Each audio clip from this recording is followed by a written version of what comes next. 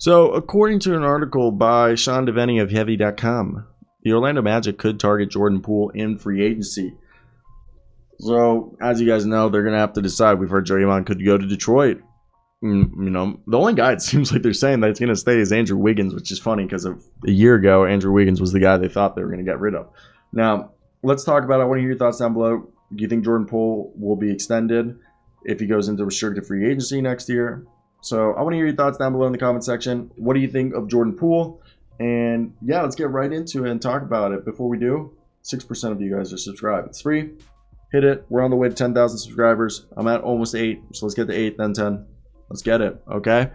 And so this is what they're saying. The Warriors can pass on an extension for Poole if they choose, allowing him to become a restricted free agent next summer, which they probably wouldn't want, but if he feels like he can get more money, then hey. But if he gets there, one league executive speculates that we can expect at least one team with cap space ready to pounce. He said, quote, "I'd watch out for the Magic to be ready to match and to make an offer he's restricted, knowing there's a good chance Golden State is not going to match it," one Eastern Conference executive told Heavy Sports, which is weird because they have Markelle Fultz, RJ Hampton, Cole Anthony on the roster, and Jalen Suggs. Jalen Suggs, not Slugs.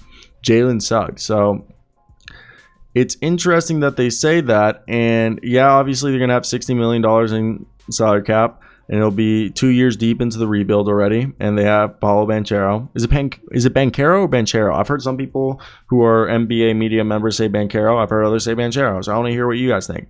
Now, Poole just wrapped up his third season. He's 23, and he was able, to average 18.5 points, was the best free throw shooter in the league, shot 44.8% from the floor, 36.4 from three, and his defense was kind of a liability during the championship run, as he went from 32.9 minutes in the first 9 games of the postseason to only 23.8 in the final 13.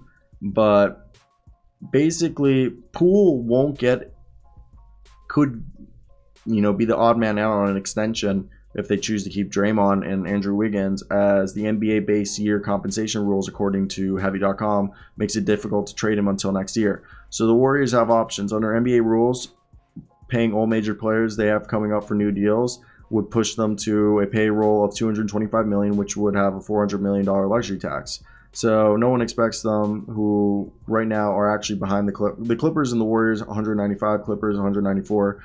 Warriors have the 2 biggest payrolls this year, so nobody expects them to keep doing that. This is what one executive said. They bring in a lot of money. They can do things most other teams can't as far as keeping their talent in place.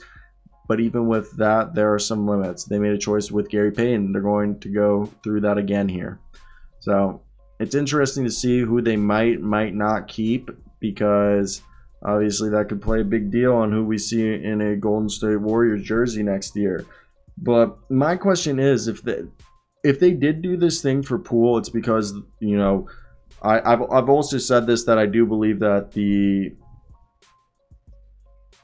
Orlando Magic, I don't know why I couldn't think of the team's name. Orlando Magic could be a sneaky play-in team, and if they do show that growth, and if they feel like Markelle Fultz is the guy and either Jalen Suggs or Cole Anthony or RJ Hampton have proven themselves to be the shooting guard, then I could expect them to maybe trade 1 or 2 of those guys. Right now, in my head, I love RJ Hampton, and he's grown. Unless RJ Hampton moves out to the wing or shows some stuff, which I hope he does, he could be something. I mean, in his first 11 games or something when he got traded from the Nuggets, he was fantastic he was averaging great numbers.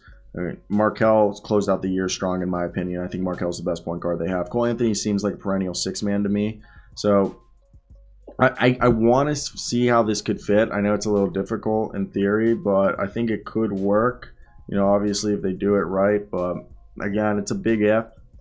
And that's where I want to hear your guys' thoughts. What would you guys do if you're the Orlando Magic? Who would you trade in this situation? I would keep Suggs and Markelle, bring in Jordan Poole. You have 2 defensive guys in Markelle and Jalen Suggs, and then you have yourself, you can maybe move Cole Anthony and RJ Hampton at that point. It's just interesting to see how this could all go down, because I don't know what the right answer is right here, as I feel like the whole situation is just kind of murky. But that's basically it for me, guys. I hope you guys do have a great day. So interesting, guys. Put